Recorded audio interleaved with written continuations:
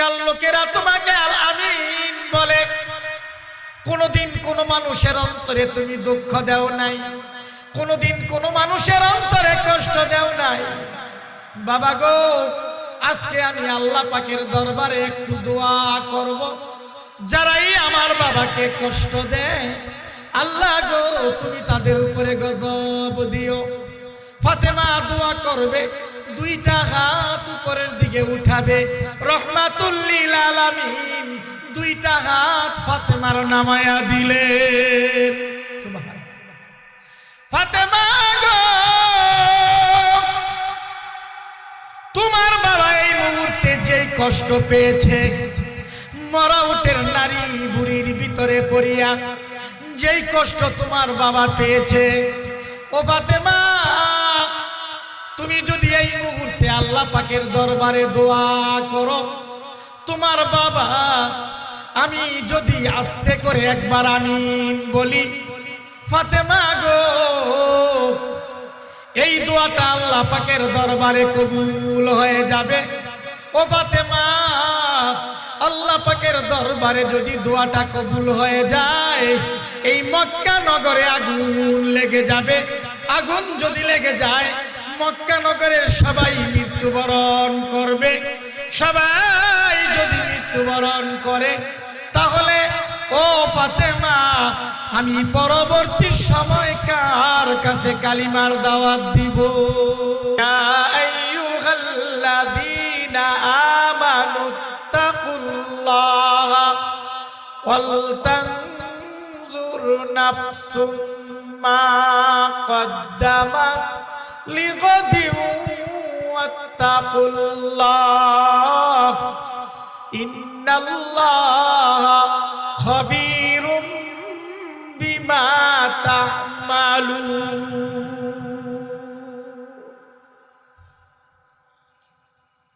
আল্লাহকে ভয় করার কথা আল্লাহ তাআলা বলেছেন। অন্য আয়াতের মধ্যে আল্লাহ তাআলা বলেন, ইয়া আইয়ুহাল্লাযীনা আমানুত্তাকুল্লাহা হাক্কা তুকাতিহি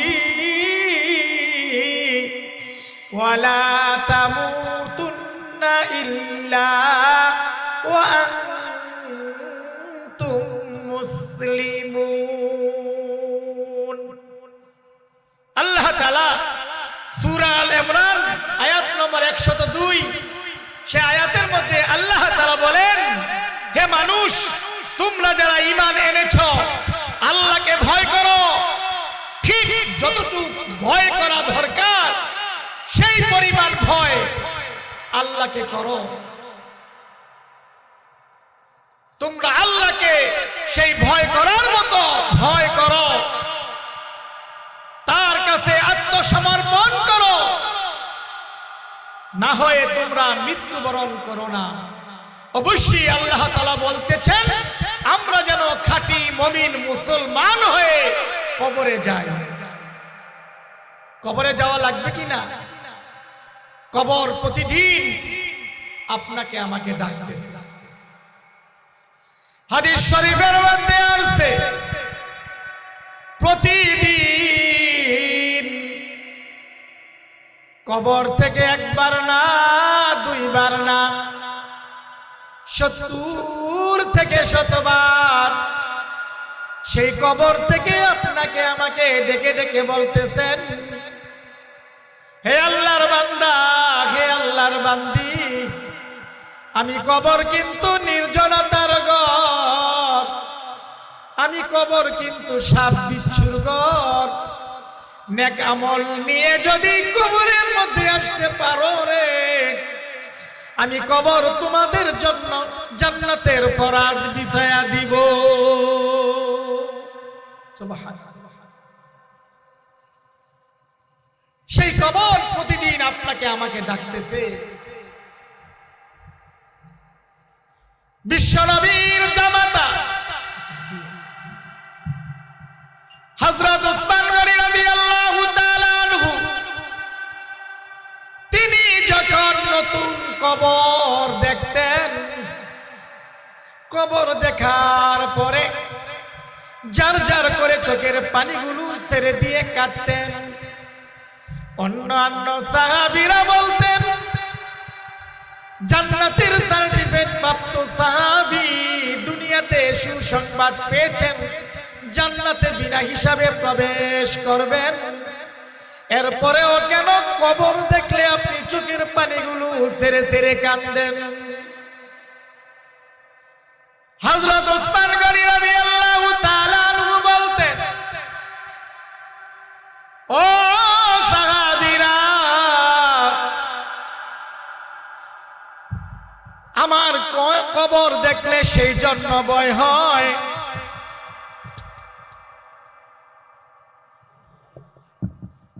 সেই জন্য কবর দেখলে আমার এই জন্য ভয় হয়, জানি না রে কবরে আমার কি অবস্থা হয়, না জানি রে কবরের সওয়াল জবাব সঠিক মতো দিতে পারি কিনা।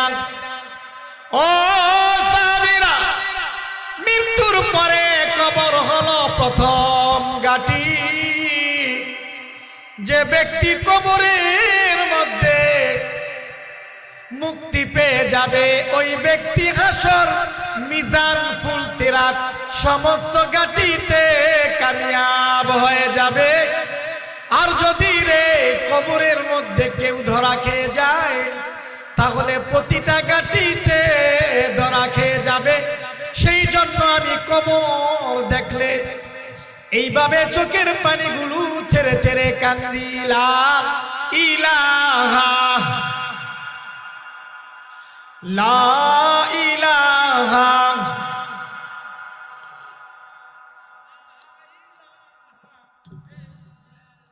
লা ইলাহা ইল্লাল্লাহু মুহাম্মাদুর রাসূলুল্লাহ সাল্লাল্লাহু আলাইহি ওয়াসাল্লাম। আজকে আমরা আল্লাহকে ভয় করি না। ফজরের আজান হয়ে যায়, আমি ফজরের নামাজ পড়ি না, আমি ঘুমিয়ে থাকি। হাদিস শরীফের মধ্যে আছে, আজান হয়ে যাওয়ার পরে যারা আল্লাহর বিধান পালন করে না, আজান দেওয়া হয় হাইয়া আলাস সালাত, হাইয়া আলাল ফালাহ, আর প্রথমে বলা হয় আল্লাহু আকবার, আল্লাহর বরত্ব প্রকাশ করা হয়, নামাজের দিকে ডাকা হয়, কল্যাণের দিকে ডাকা হয়।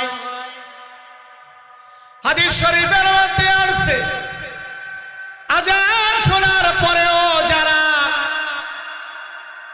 আল্লাহকে ভয় করে না, জামাতে নামাজ পড়ার জন্য মসজিদে যায় না, হাসরের ময়দানে কঠিন মুসিবতের দিনে তাদের কানের মধ্যে গরম সীসা ঢেলে দেওয়া হবে, বলেন নাউজুবিল্লাহ। প্রতিদিন মসজিদের মিনার থেকে ডাকা হয়, আল্লাহু আকবার বলে ডাকা হয়। মসজিদগুলায় আল্লাহর কাছে ফরিয়াদ করে, আল্লাহ গো, তোমার যে সমস্ত বান্দারা তোমার নাজ নেয়ামত খায়া তোমার গোলামি করে না, তোমার ডাকে সাড়া দেয় না, মসজিদে আসে না, মসজিদের খোরাক হলো মুসল্লি, মসজিদে আসে না, আল্লাহ গো তুমি কি তাদের উপরে গজব দিতে পারো না? আল্লাহ রব্বুল আলামিন কেন গজব দেন না? যার খাতিরে আল্লাহ তাআলা আরশ কুরসি লৌহ কলম সৃষ্টি করেছেন। ওমা আরসালনাকা ইল্লা রাহমাতাল লিল আলামিন। বিশ্বনবীর খাতিরে আল্লাহ পাক আপনাকে আমাকে সে আযাব থেকে, গজব থেকে আল্লাহ তাআলা বাঁচাইয়া রাখেন। আল্লাহ পাক যেই নবীকে তামাম জাহানের জন্য আল্লাহ তাআলা রাহমাতুল লিল আলামিন, গোটা জাহানের জন্য আল্লাহ রব, পালনকর্তা, বিধানদাতা, সৃষ্টিকর্তা, আর সেই তামাম জাহানের জন্য আপনার আমার নবী, রহমতের নবী হযরত মুহাম্মদ মুস্তাফা সাল্লাল্লাহু আলাইহি ওয়াসাল্লাম তামাম জাহানের জন্য রহমত। বলি আলহামদুলিল্লাহ। সেই নবীর আমরা উম্মত হতে পেরে খুশি না বেজার? তাই দিল থেকে আরেকবার শুকরিয়া আদায় করি, বলি আলহামদুলিল্লাহ।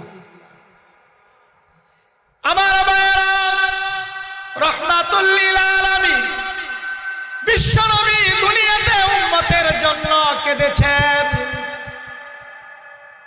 এখনো মদিনা মুনওয়ারায় সবুজ গম্বুজের নিচে রাহমাতুল লিল আলামিন রব্বি হাবলি উম্মতি, রব্বি হাবলি উম্মতি বলে কাঁদতেছেন, ঠিক কিনা? হাসরের ময়দানে কঠিন মুসিবতের দিনে আল্লাহ তাআলা তার বন্ধুকে শাফাআত করার অধিকার দিবেন। হাসরের ময়দানেও রাহমাতুল লিল আলামিন বিশ্ব নবী উম্মতের জন্য পেরেশান থাকবে। সেই নবীর উম্মত আমরা হয়েছি।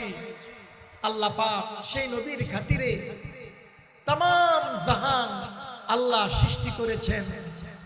সেই নবীর খাতিরে আল্লাহ পাক আপনার আমার উপর থেকে অনেক আযাব গজব আল্লাহ তাআলা সরায়া নেন, ঠিক কিনা? নতুবা আল্লাহর নাজ নেয়ামত খেয়ে আমরা যেই নাফরমানি কাজকর্ম করি, যেই অন্যায় অপরাধ করি, আল্লাহর হুকুম লঙ্ঘন করি, মুহূর্তে মুহূর্তে আমরা আযাবে গ্রেফতার হইতাম।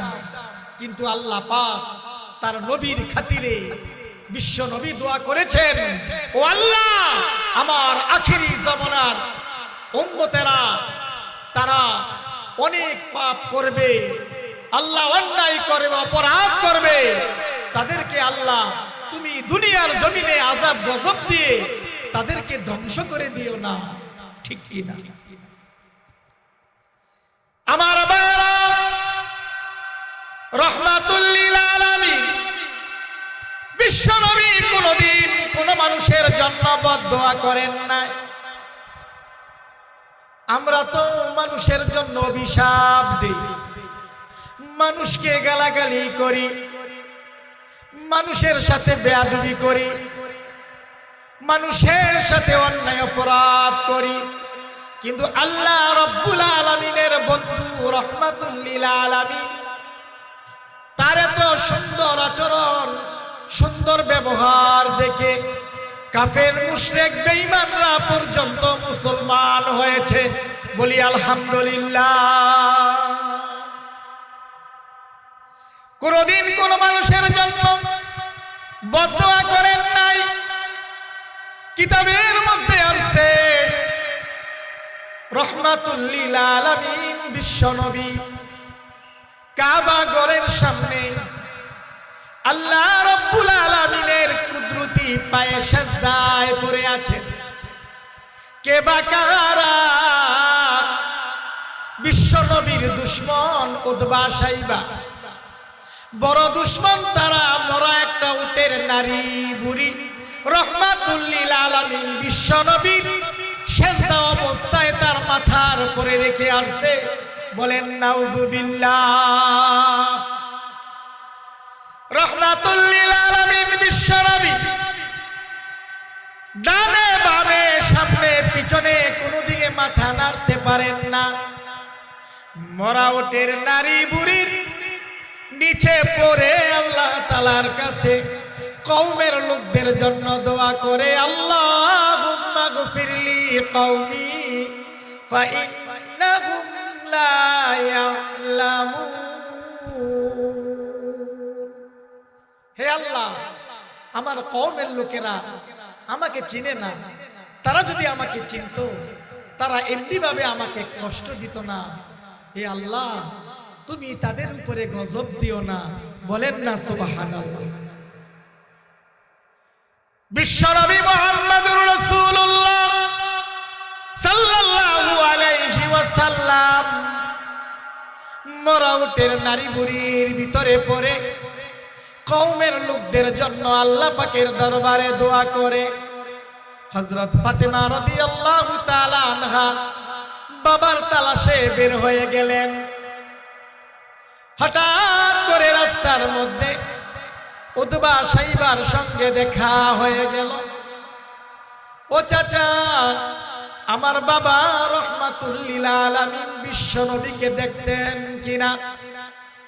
উতবা সাইবা বলে, তোমার বাবা নতুন ধর্মের দাওয়াত দেয়, বংশের পরে চুনকালি মাখছে, তোমার বাবাকে সবাই পাগল বলে। বলেন নাউজুবিল্লাহ। ফাতেমা গো, তোমার বাবা নতুন ধর্মের দাওয়াত দেয়, তোমার বাবা কাবা ঘরের সামনে সেজদায় পড়ে আছে, কে বা কাহারা জানি গো তোমার বাবার মাথার পরে মরা উটের নারী বুড়ি রাখছে। হযরত ফাতেমা রাদিয়াল্লাহু তাআলা আনহা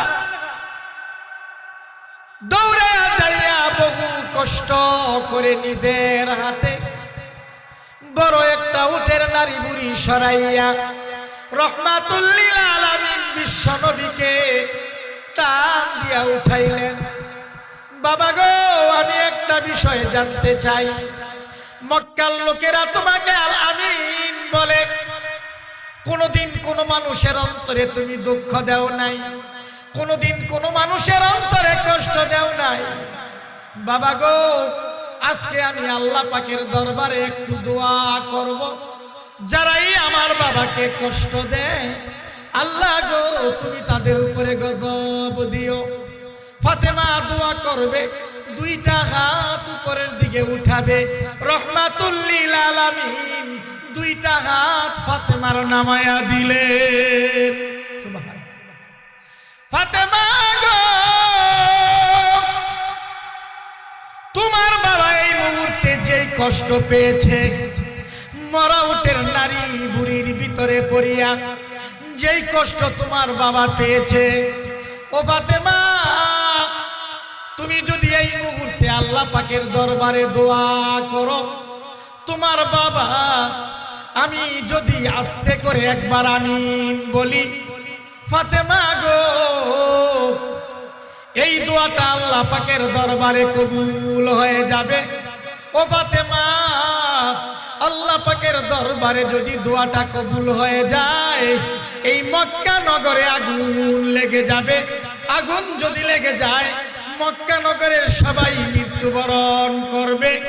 সবাই যদি মৃত্যুবরণ করে, তাহলে ও ফাতেমা আমি পরবর্তী সময় কার কাছে কালিমার দাওয়াত দিব?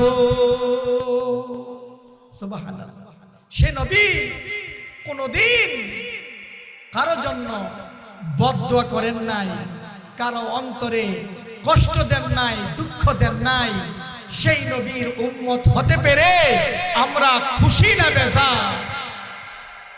বিশ্ব নবীর উম্মত, খাঁটি উম্মত যদি আমি দাবিদার হয়ে থাকি, মসজিদে আজান হয়ে গেলে আমি দোকানে বসে থাকতে পারি না, মাঠে ময়দানে বসে থাকতে পারি না। বিশ্ব নবীর উম্মত যদি আমি খাঁটি উম্মত দাবিদার হয়ে থাকি, আমি এক ওয়াক্ত নামাজ পড়লে আরেক ওয়াক্ত নামাজ পড়ব না, আমি তা হতে পারে না। দৈনন্দিন 5 ওয়াক্ত নামাজের পাবন্দি করতে হবে, ঠিক কিনা?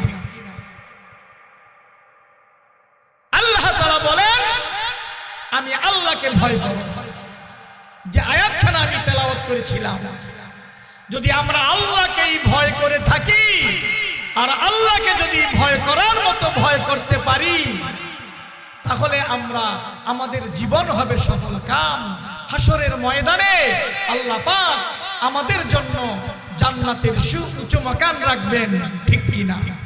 আল্লাহ তাআলা বলেন, ফাআম্মা মান তাগা ওয়া আথারাল ফাইন্নাল জাহিমা হিয়াল মাওয়া। যে সীমা লঙ্ঘন করবে এবং পরকালের তুলনায় দুনিয়ার জীবনকে ও আতারুল হায়াতাদ দুনিয়া, দুনিয়ার জীবনকে অগ্রাধিকার দিবে, পরকালের তুলনায় দুনিয়ার জীবনকে বেশি মূল্যায়ন দিবে, ফাইন্নাল জাহিমা হিয়াল মাওয়া, অবশ্যই তাদের ঠিকানা হবে জাহান্নাম। আল্লাহ তাআলা এর পরের আয়াতের মধ্যে বলেন, ওয়া আম্মা মান খাফা মাকামা রাব্বিহি ওয়া নাহান নাফসা আনিল হাওয়া ফাইন্নাল জান্নাতা হিয়াল মাওয়া। যে ব্যক্তি তার প্রতিপালকের সামনে হাসরের ময়দানের দিনে আল্লাহকে ভয় করেছে এবং নিজের নফসকে খারাপ কুকর্ম থেকে বিরত রেখেছে, অবশ্যই সে জান্নাতে প্রবেশ করবে। বলেন না সুবহানাল্লাহ।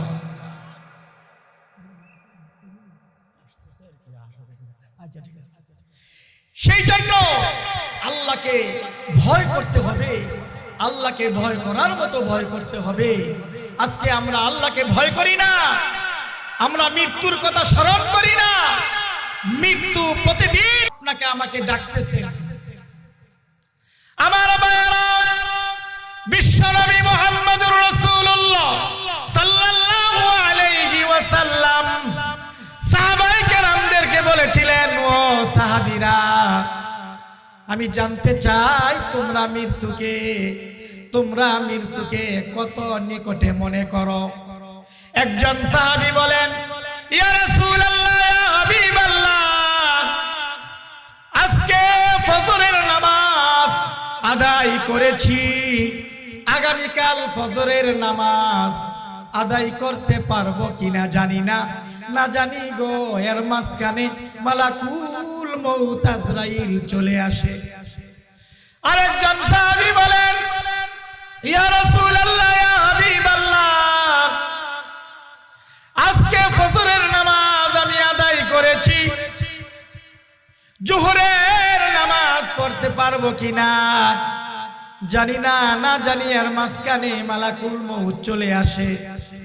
রাহমাতুল লিল আলামিন বিশ্ব নবী বলেন, তোমরা তো মৃত্যুকে অনেক দূরেই মনে করো, আমি মৃত্যুকে এত নিকটে মনে করি। নামাজের মধ্যে ডান দিকে সালাম ফিরাইছি, বাম দিকে সালাম ফিরাইতে পারবো নাকি এর মাঝখানে মালাকুল মউত আজরাইল চলে আসে। ওয়া আখিরু দাওয়ানা আনিল হামদুলিল্লাহি রাব্বিল আলামিন। আসসালামু আলাইকুম।